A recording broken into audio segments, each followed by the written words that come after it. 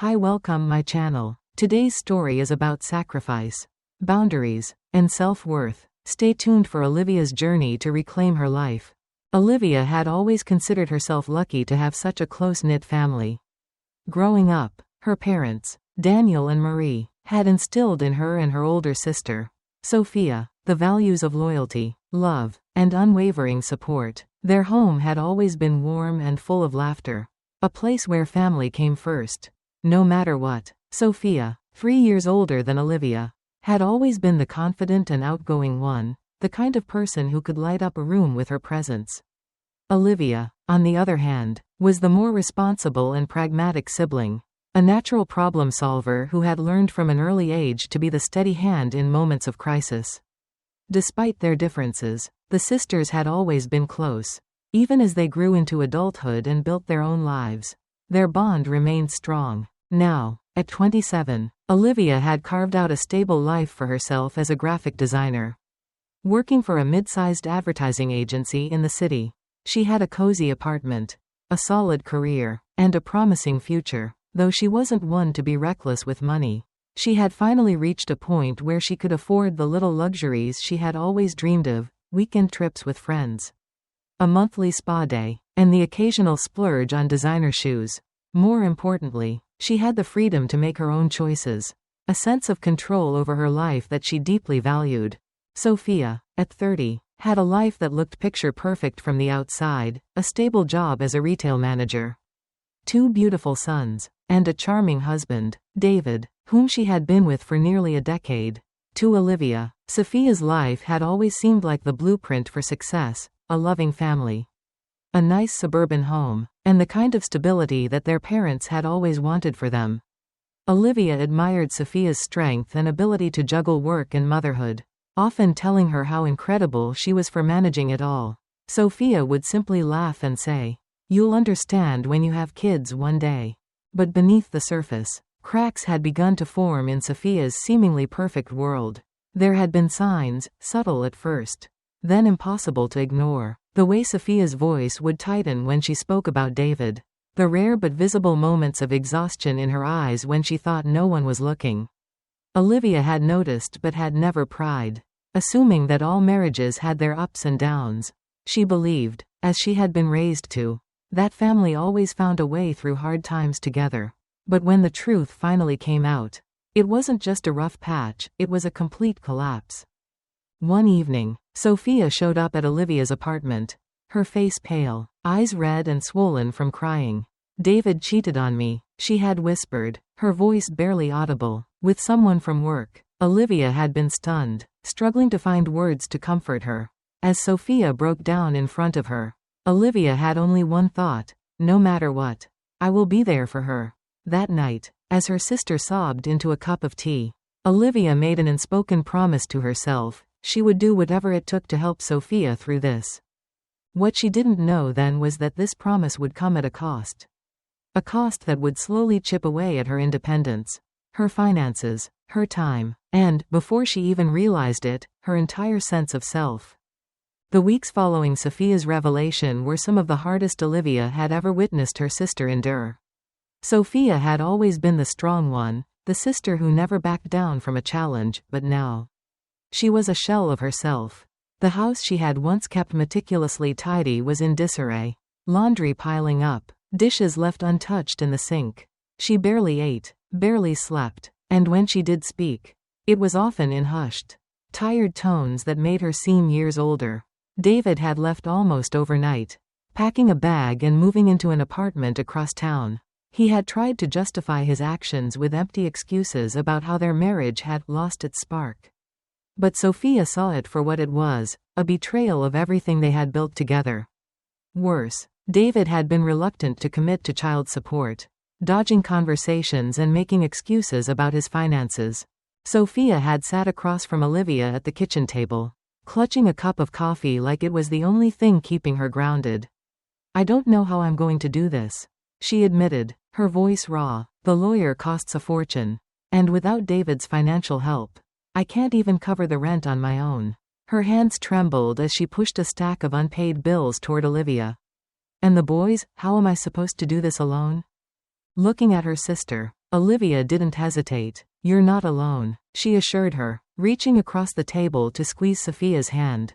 "We'll figure it out." And just like that, Olivia stepped in, financially, emotionally, and practically. Their parents did what they could.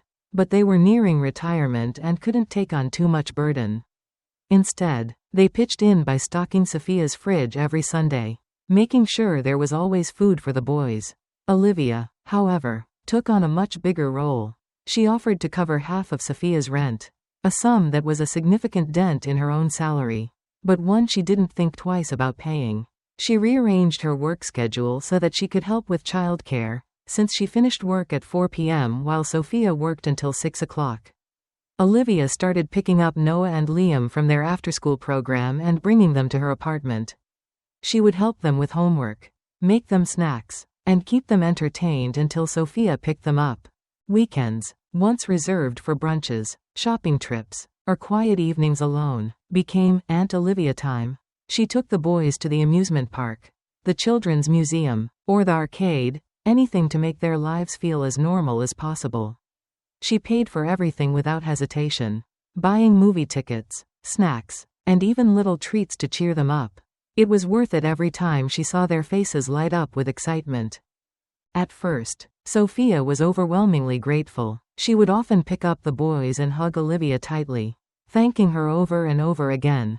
"I don't know what I'd do without you," she'd say, bringing Olivia her favorite pastries or coffee as small tokens of appreciation. Olivia never expected anything in return. This was her family, and family helped each other. For months, the arrangement seemed to work. Olivia felt exhausted but fulfilled, believing she was doing the right thing.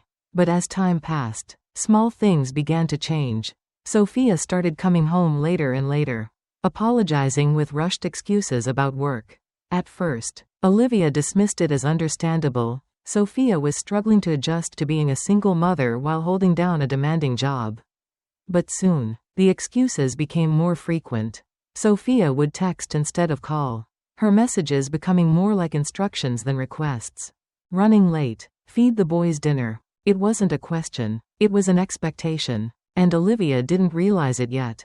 But what had started as temporary family support was slowly turning into something much bigger, a sacrifice that only she was making. At first, Olivia dismissed the small inconveniences as part of being a supportive sister. Sophia had been through so much, and Olivia genuinely wanted to help her rebuild her life. So when Sophia started coming home later than expected, Olivia shrugged it off. "Work is crazy right now," Sophia would say, breathless as she arrived an hour past the agreed pickup time. Olivia sympathized. She had a demanding job herself and understood the pressure of deadlines. But then it started happening more frequently. 1 hour turned into 2, and then 3. Sophia would text, always with the same rushed excuse, "I got caught up at work." But the more it happened, the more Olivia began to notice inconsistencies. One evening, as Olivia set out snacks for the boys, Noah casually mentioned hearing his mother laughing on the phone, the kind of laugh she used to share with their dad before everything fell apart. When Olivia gently asked, "Did Mom tell you who she was talking to?" Noah just shrugged. "She doesn't tell us stuff like that." That was the first red flag. Then there were the subtle but undeniable changes in Sophia's appearance. At first, Olivia was happy to see her sister taking care of herself again. After months of stress, Sophia started dressing up more. Her hair always freshly styled, her makeup perfectly done, but her outfits weren't just polished, they were noticeably different from her usual work attire.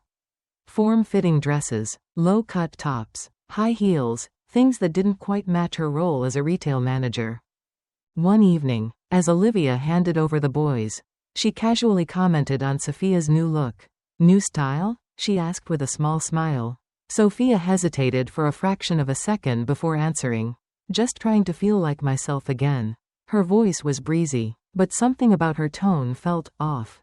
Olivia wanted to believe her, but deep down, a suspicion started to form. Then came the real turning point. Sophia stopped apologizing altogether. At first, she had been profusely thankful, always acknowledging Olivia's help, sometimes even bringing little gestures of gratitude like coffee or pastries. But as the weeks passed, The gratitude disappeared. Instead of apologizing for being late, Sophia would simply text last-minute changes like they were orders. I'll be late. Keep them overnight. Feed them dinner. I'll pick them up later. No please. No thank you. Just assumptions that Olivia would be there, no matter what. That was when Olivia began to feel something she had never felt before when it came to her family: resentment. Sophia was no longer treating her help as a gift but as a given. And Olivia was starting to wonder just how much longer she could keep sacrificing her own life for someone who didn't seem to appreciate it anymore. It was a Thursday evening when Olivia finally hit her breaking point. Sophia was supposed to pick up Noah and Liam at 6 p.m. sharp. But by 8 o'clock, there was still no sign of her. Olivia had called at least 10 times, but every call went straight to voicemail. She checked her messages, no updates. No explanations. Nothing. Frustration turned into concern. It wasn't like Sophia to completely disappear. Even with her recent unreliability, Olivia debated calling their parents. But before she could, Noah spoke up. Mom's probably with Jake, he said quietly, staring at his math homework. Olivia's stomach dropped. Jake? She hadn't heard that name before. Who's Jake? She asked, trying to keep her voice light. Noah hesitated before answering. Her new friend. She talks to him a lot. She laughs when they talk. Like she used to with Dad. He fidgeted with his pencil before adding, I think she really likes him. That was all Olivia needed to hear. Sophia wasn't just late, she had deliberately chosen to spend the evening with someone new. Leaving her kids behind without even bothering to tell Olivia. At 9 o'clock, Olivia's worry turned to anger. She grabbed her phone and called their mother. Mom, have you heard from Sophia? She was supposed to pick up the boys 3 hours ago. And her phone is off. A pause. Then, her mother sighed. Oh, honey, I thought she would have told you. She had plans tonight. Plans? Olivia's grip tightened on the phone. What kind of plans involve turning off her phone while her kids are waiting for her? She demanded. Her mother hesitated, then lowered her voice. Olivia, she's been through a lot. She's finally feeling like herself again. There are some things we need to explain. But not right now. The boys can stay with you tonight. Can't they? Olivia felt something snap inside her. Her mother was making excuses again. The same way she always did whenever Sophia overstepped. She looked at Noah and Liam, who were already dressed in the pajamas she kept at her apartment for emergencies. They had no idea their mother had chosen a date over them. Yes, they can stay, Olivia said, her voice tight. But Mom, this isn't right. You know that, don't you? Her mother didn't answer. We'll talk tomorrow, she said instead, and then she hung up. That night, as Olivia lay in bed, staring at the ceiling, she realized the truth. This wasn't just a rough patch. This wasn't just family helping family. This was her entire life revolving around Sophia's needs, with no consideration for her own. The next morning, Sophia finally showed up at 10:30 a.m. Olivia had just finished making breakfast for the boys when the doorbell rang. She opened it to find Sophia standing there, wearing the same outfit as the night before, her makeup slightly smudged. She breezed in like nothing had happened, smiling at the boys as they ate their pancakes. Her casual attitude sent Olivia over the edge. She grabbed Sophia's arm and pulled her into the kitchen, away from the boys' earshot. Where were you? Olivia demanded, her voice low but sharp. I called you a dozen times. Your phone was off. The boys were waiting for you. Sophia rolled her eyes. Relax. Olivia, my phone died. Olivia crossed her arms. You were with someone, weren't you? For the first time since she arrived. Sophia hesitated. Then, she actually giggled. Okay, yes. His name is Jake. He's amazing. We've been seeing each other for a few weeks now. And last night was, well, you know. Olivia's blood pressure skyrocketed. No, I don't know, she snapped. What I do know is that you left your children waiting for you. Turned off your phone, and didn't even have the courtesy to let me know. Sophia's smile disappeared. They were with you. I knew they were safe. That's not the point, Olivia hissed. You can't just dump your responsibilities whenever you feel like it. What if I had plans? What if something had happened? Sophia's face hardened. You're making this into a bigger deal than it is. Next time, I'll ask. Happy now? No, I'm not happy, Olivia said, her voice shaking. "You're being completely irresponsible." That was the moment Sophia lost it. Irresponsible? I've been raising 2 kids on my own while working full-time. You have no idea what that's like," she shouted. Olivia couldn't believe what she was hearing. "My perfect little life?" she shot back. "The one where I pay half your rent, spend every evening and weekend taking care of your kids, and rearrange my entire schedule for you? That perfect life?" Sophia's expression darkened. "No one asked you to do that." The words hit Olivia like a slap. Before she could respond, Noah and Liam appeared in the doorway, looking worried. "Mom?" Noah asked hesitantly. Just like that, Sophia's entire demeanor changed. Her voice softened as she turned to the boys. "Get your things, boys. We're leaving." She turned back to Olivia, eyes cold. "You think you're so perfect, don't you? The saint who swoops in to save the day. Well, I don't need your judgment." And with that, she stormed out, the boys trailing behind her. The door slammed shut, leaving Olivia shaking with anger in the middle of her kitchen. Barely an hour later, her phone rang. It was their mother. "What did you say to your sister?" she demanded, skipping any form of greeting. Olivia let out a bitter laugh. "Hello to you too, Mom. I mean it, Olivia. Your sister is going through a difficult time. She needs your help. You're supposed to support her, not tear her down." Olivia's stomach churned with frustration. "Mom, she left her kids with me for an entire night without telling me. That's not okay." Her mother sighed heavily. "Olivia, family supports family. I thought we raised you better than this." And just like that, somehow, Olivia had become the villain in her own story. The morning after the argument with Sophia, Olivia sat at her kitchen table, staring at the untouched cup of coffee in front of her. She felt drained, mentally, emotionally, physically. The events of the previous night replayed in her mind, Sophia storming out, the boys looking confused and hurt. And then, their mother's phone call, making Olivia feel like she was the one in the wrong. But deep down, a different realization was forming. This wasn't about one bad night. For the past year, Olivia had sacrificed nearly everything for Sophia and the boys. She had adjusted her entire schedule to accommodate them, given up personal time, put her own plans on hold, and drained her bank account to make sure Sophia could stay afloat. And what had she received in return? Criticism, entitlement, and the growing expectation that her life existed solely to serve her sister's needs. She glanced around her apartment, noticing things she had never truly paid attention to before, the spare clothes she had bought for Noah and Liam so they'd always have something to wear when their mother left them overnight. The grocery receipts stacked on the counter from all the extra food she had been buying. The pile of unopened mail that included bills she had pushed aside because so much of her money was going towards Sophia's rent. When had her life become like this? When had her needs stopped mattering? A realization hit Olivia like a slap to the face. She had let herself become an afterthought. That afternoon, she did something she hadn't done in months. She turned off her phone, stepped out of her apartment, and walked to the small cafe down the street where she used to spend her Saturday mornings before her life became an endless cycle of obligations. She ordered a coffee, found a seat by the window, and simply sat there, enjoying the silence, enjoying the freedom. It was the first time in a long time that she did something just for herself. It was also the moment she knew things had to change. She started small. That night, instead of waiting around for Sophia's next demand, Olivia ignored her texts and went to bed early. The next day, when her best friend Emily invited her to a concert that weekend, Olivia's first instinct was to decline, but then, she caught herself. Why was she still making decisions based on Sophia's potential needs?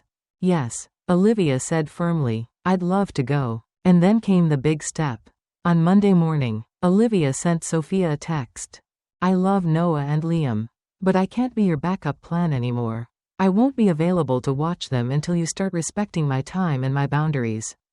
She hit send before she could second-guess herself.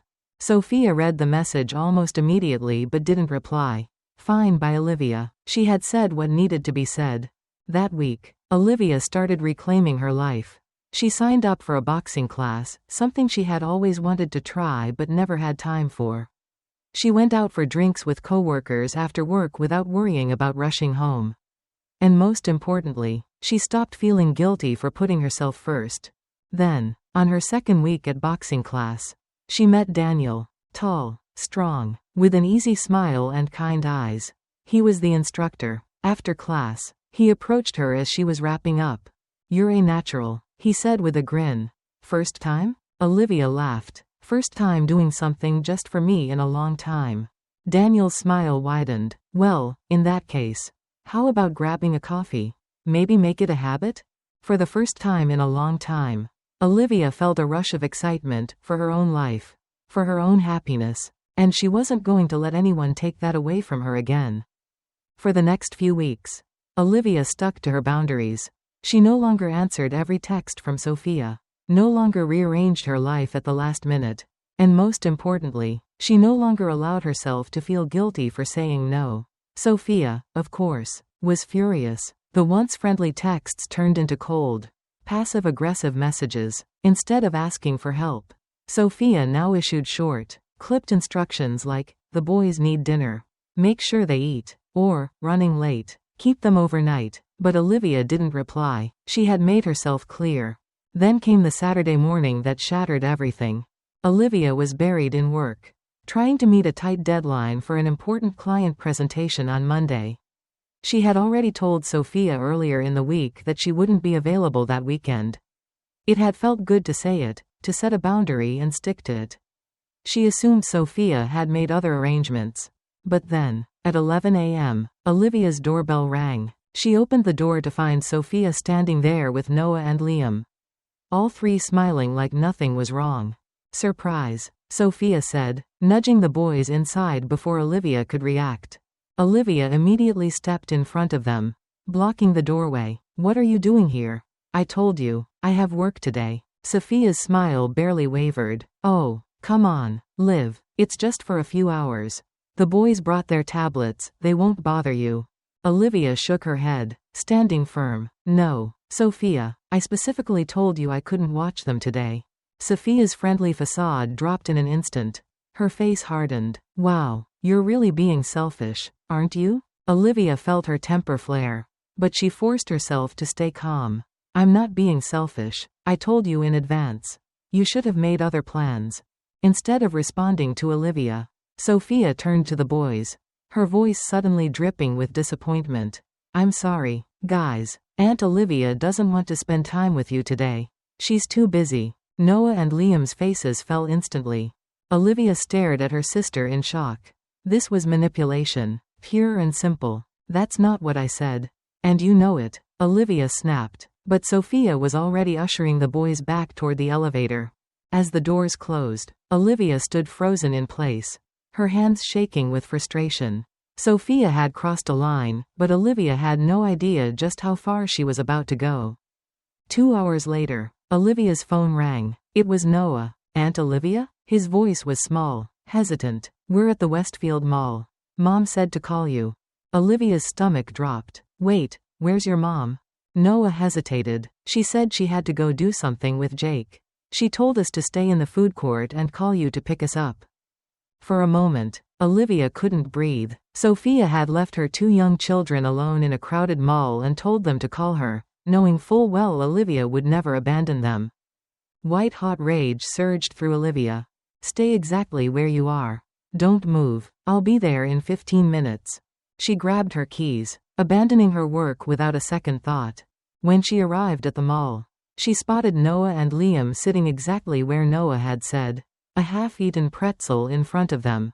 Liam looked relieved when he saw her, but Noah looked embarrassed. "Hey, buddy," Olivia said gently, kneeling down. "Are you okay?" Noah nodded but didn't meet her eyes. "Mom said you were too busy. But I knew you'd come anyway." Those words hit Olivia like a punch to the gut. She had spent months trying to set boundaries, trying to make Sophia see that Olivia's time and life mattered too. But Sophia didn't care. She never had. She knew that no matter how angry Olivia was, she would always put the boys first. And she had used that against her. In that moment, Olivia made a decision. She wasn't just setting boundaries anymore. She was cutting the cord. Instead of taking them back to her apartment, she drove straight to their parents' house. When their mother opened the door, surprised to see her, Olivia didn't waste time with pleasantries. "Ask your daughter why I'm here." she said sharply, ushering the boys inside. She left them alone at a mall and told them to call me. Even though she knew I was working. Her parents exchanged uncomfortable glances. Well, her mother said carefully. I'm sure she had her reasons. Olivia cut her off, fury bubbling over. Stop making excuses for her. This isn't just irresponsible, it's neglect. She is treating me like a safety net. And you're enabling it. Her father sighed and placed a hand on her shoulder. Calm down, Olivia. We'll watch the boys until Sophia comes back. Good, Olivia said coldly, because I won't be available anymore. Her mother looked stunned. What do you mean, not available? Olivia met her gaze head on. Unflinching. I mean I'm done. I'm not Sophia's on-call babysitter. I have my own life. And I'm going to live it. For the first time, her parents had no response. She turned on her heel and walked out of the house, feeling something she hadn't felt in a long time, free.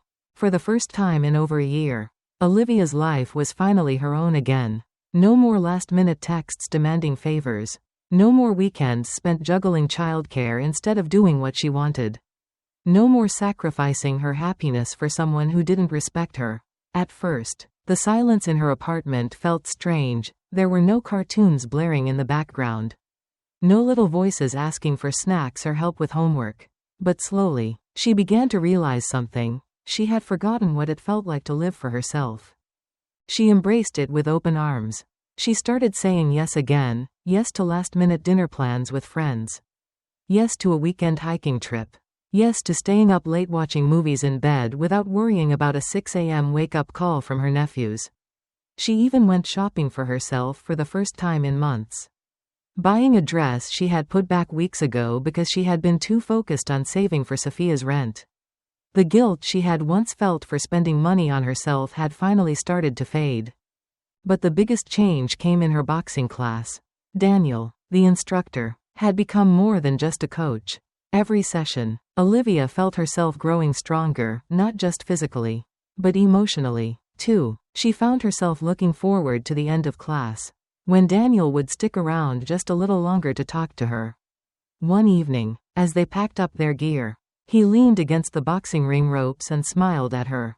You know, you're not just here to get stronger, he said, his brown eyes warm. I think you're finally remembering how to fight for yourself.